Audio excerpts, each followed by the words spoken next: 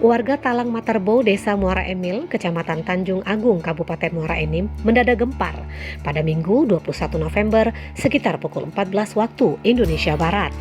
Diduga tersinggung, dua kakak beradik menghabisi tetangganya sendiri. Kedua kakak beradik dimaksud adalah Supli 45 tahun dan Hendri 40 tahun.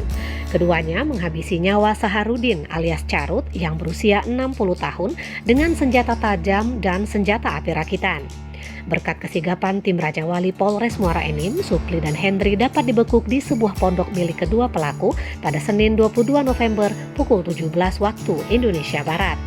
Selain mengamankan kedua pelaku, polisi menyita barang bukti berupa golok dan 3 pucuk senjata api rakitan laras panjang. Kini kedua pelaku beserta barang bukti telah diamankan di Mapolres Muara Enim untuk menjalani pemeriksaan lebih lanjut.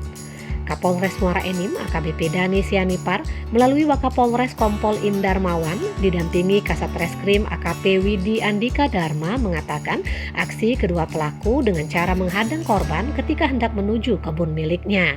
Henry membaca korban dengan parang ke arah samping kepala bagian kiri. Lalu Henry mengambil senjata api rakitan laras panjang dari tangan Supli dan langsung ditembakkan ke arah korban sebanyak 1 kali. Melihat korban roboh, kedua pelaku langsung melarikan diri. Sementara Henry dan Supli mengaku bahwa mereka sudah menaruh dendam terhadap korban selama 10 tahun. Sebab korban kerap mengejek keduanya dengan kata-kata kasar dan sangat menyakitkan.